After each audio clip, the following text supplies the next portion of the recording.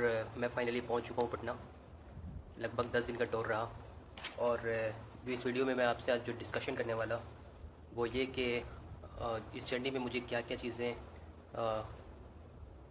मैंने क्या क्या चीज़ें फेस की और किस चीज़ की सबसे ज़्यादा ज़रूरत पड़ती है और कितना ख़र्च हुआ और कितना बजट होना चाहिए, कौन सा गियर होना चाहिए हमारे पास, कौन कौन सी चीज़ें जो बहुत इंपॉर्टेंट चीज़ें होती है वो चीज़ होनी चाहिए, वो मैं आज आपसे डिस्कस करूँगा इस वीडियो में। देखो, सबसे पहली चीज़ जो होनी चाहिए वो प्लानिंग होनी चाहिए कि आप एक प्लेस को आप चूज़ करें कि आपको कौन सी जगह पे जाना है, वहाँ का वेदर क्या है, वहाँ पे आपके पास उस वेदर के हिसाब से आपके पास कपड़े हैं या नहीं हैं, जैकेट्स हैं, स्लीपिंग बैग्स हैं, टेंट्स हैं, ये सारी चीज़ें बहुत इंपॉर्टेंट चीज़ें, ये सारी चीज़ें होनी चाहिए। सबसे पहले आप प्लेस पता करो कि आप कौन से प्लेस पे जा रहे हो, वहाँ का अगला 10 दिन 20 दिन वेदर क्या होने वाला है, उस हिसाब से आप कपड़े लो। मोस्ट इम्पॉर्टेंटली आपको ये मालूम होना चाहिए कि आपका बजट कितना है। ये बहुत इंपॉर्टेंट चीज़ है कि जब आप टूर के लिए जाते हो और आपको आपका बजट मालूम नहीं होता तो फिर बाद में दिक्कत हो जाती है। उनसे हट के अगर मैं बात करूँ, फिर एक चीज़ आता है कि आपको फैमिली सपोर्ट आपका, अगर आप अर्निंग कर रहे हो तो बहुत अच्छी बात है, लेकिन अगर आप अर्न नहीं कर रहे हो तो आपको फैमिली सपोर्ट चाहिए। कोई एक ऐसा गार्जियन जो आपकी हेल्प करे, जो आपको बैक करे। देखो, प्लानिंग हो गई और प्लेस ने आपने चूज़ कर लिया, बजट भी आपने बना लिया। फिर आती है बात कि आपके पास जिस जगह पे आप जा रहे हैं वहाँ का आपके पास गियर्स होना चाहिए। अगर आप ट्रैकिंग के लिए स्पेशली जा रहे हैं तो आपके पास ट्रैकिंग का स्पेशली, जैसे ट्रैकिंग में स्टिक्स होता है, शूज़ का स्पाइक्स होता है, ग्लव्स, टॉर्च, ये सारी चीज़ें छोटी छोटी चीज़ें हैं, लेकिन वहाँ पे ये सारी चीज़ें काम आती हैं भाई। क्योंकि अगर आपके पास गियर्स नहीं होगा ना, तो जब आप वहाँ जाएंगे, कहीं भी ट्रैकिंग के लिए जाएंगे, तो फिर सारी चीज़ें आपको रेंट पे लेनी पड़ेगी, जो थोड़ी सी आपको महंगी पड़ सकती है, जैसे हमें पड़ी। क्योंकि ये मेरा पहला दौर था और हमें मालूम नहीं था, तो यार सारी चीज़ें हमें रेंट पे लेनी पड़ी। किसी के 150 देने पड़े, किसी के 200, किसी के 300। और भाई सबसे इम्पोर्टेंट चीज़ कि आप जब भी टूर के लिए जा रहे हो तो भाई कैश रखें अपने पास। जितना ज़्यादा कैश रखेंगे आप उतना बेहतर होगा आपके लिए। क्योंकि मेरे साथ एक ऐसी चीज़ें हो गई कि जब मैं सांगरी के लिए जा रहा था, देहरादून से मैंने बस पकड़ा और उससे पहले थोड़ी देर 10 मिनट पहले मैं एटीएम से गया पैसे निकालने, पंजाब नेशनल बैंक से। और जब मैं पैसा निकालने गया 3000 रुपया, तो पैसा निकला भी नहीं, पैसा कट भी गया। तो उस वक्त मेरे पर्स में सिर्फ 500 रुपये थे। इसके मैंने टिकट कटाए और मैं चल पड़ा। वो तो मनीष और विक्रम हमारे साथ था, तो मेरी जान बच गई। फिर आती है कैश के बाद कि आपके पास एक BSNL का सिम होना चाहिए। जो मैंने रियलाइज़ किया है, मेरे पास एक BSNL का सिम था और मैं जब वहाँ सांगरी और जितने भी पहाड़ी इलाके में गया, वहाँ पे जियो का नेटवर्क बहुत रेयरली पकड़ता है कहीं भी, लेकिन BSNL का नेटवर्क यार हमेशा पहाड़ों पे मुझे दिखा। तो आप एक ऐसा सिम लो, BSNL या एयरटेल, एक सिम रख लो अपने पास, ताकि आप कहीं भी जाओ तो कम से कम माँ बाप से उनसे बातें कर लो, ताकि घर वाले परेशान ना हो।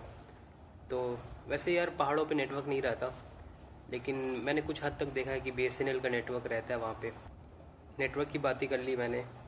अब मैं आपको बताता हूँ कि जब आप पहाड़ों पे किसी भी चीज़ से ट्रैवल करते हैं, बस हो या टैक्सी हो, किसी भी चीज़ से आप ट्रैवल करते हैं, तो पहाड़ों पे रोड थोड़ा जिगजैग होता है, उससे घबराना नहीं है। मेडिसिन रख लीजिए आप, और वैसे भी मेडिसिन आपको सफ़र में ले लेना चाहिए।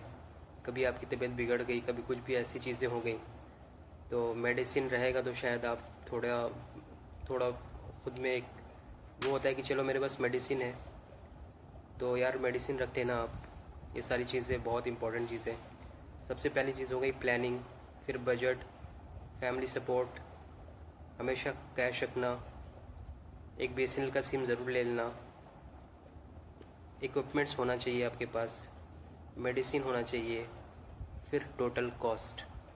अब मैं बात करूँगा कि जो मैंने ये टूर करा उत्तराखंड का, पटना से लेकर केदारकांठा तक मेरा कितना खर्च हुआ, आने और जाने सब चीज़ का, तो मैं आपको बताता हूँ। और भाई मैं वैसे लोगों को बिल्कुल भी मशवरा नहीं दूंगा, सलाह नहीं करूँगा कि आप ट्रैकिंग करो। जिन्हें वो सर घूमने की बीमारी होती है ना, चक्कर वक्कर आ जाता है हमेशा, वो लोग कभी ट्रैकिंग ना करें मेरे हिसाब से।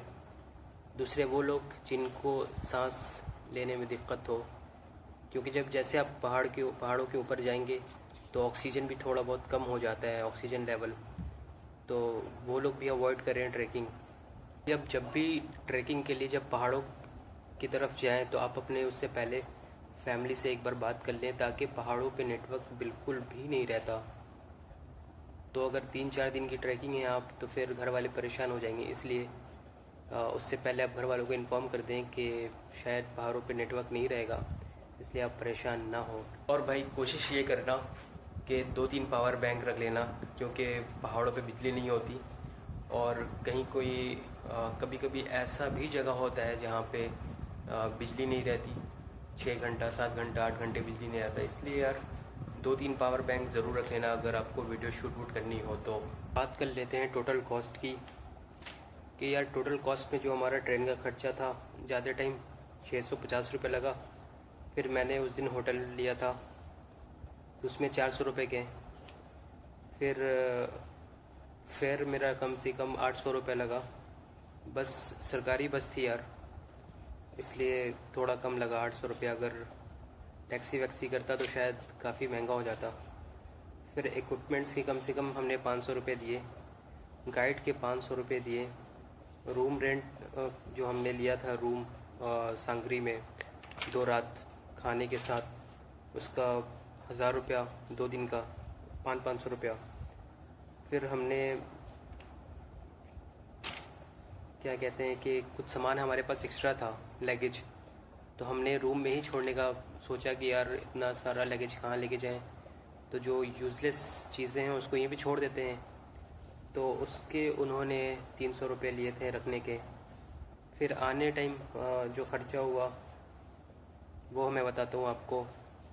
अच्छा, टेंट जो मैंने लिया था रेंट पे, उसका लगभग पर डे 200 रुपये चार्ज था। तो लगभग मैंने 6-7 दिन रखा, 200 रुपये के हिसाब से 1400 रुपया वो हो गया। और फिर मैं बात करूँ रिटर्न टिकट की, तो देहरादून से मैं दिल्ली आया था तो 190 रुपये टिकट हुआ उसका। फिर दिल्ली से पटना की जो टिकट थी वो थी 1800 रुपया, AC 3 टायर की टिकट थी। तो लगभग यार मेरा जो खर्च है लगभग 7,500 रुपये के आसपास ये खर्च हुआ है मेरा। और मैं सच बताऊं तो अगर मेरे घर वाले और मेरे जो बड़े भाई हैं, अगर वो हमें सपोर्ट नहीं करते तो शायद ये टूर कंप्लीट नहीं हो पाता। क्योंकि यार आपको कहीं ना कहीं फैमिली की ज़रूरत पड़ती है, और जब फैमिली इतनी अच्छी हो जो आपको सपोर्ट करे, तो फिर यार इससे बड़ी बात क्या हो सकती है, स्पेशली मेरे लिए। और अगर आपको ये मेरी सारी इन्फॉर्मेशन आपको सही लगी तो प्लीज़ सब्सक्राइब कर दीजिए चैनल को, लाइक कीजिए, शेयर कीजिए, कमेंट कीजिए। और फिर बहुत जल्दी नेक्स्ट ट्रिप आने वाला है इंशाल्लाह। इसी महीने एक नेक्स्ट ट्रिप करूँगा। बहुत जल्दी मैं आपको बताऊँगा कि वो कौन सी जगह होगी जहाँ मैं जाने वाला हूँ। तब तक आप अपना ख्याल रखिए, आसपास के लोगों का भी ख्याल रखिए। मिलते हैं फिर इंशाल्लाह नेक्स्ट वीडियो में। तब तक के लिए अल्लाह हाफिज़।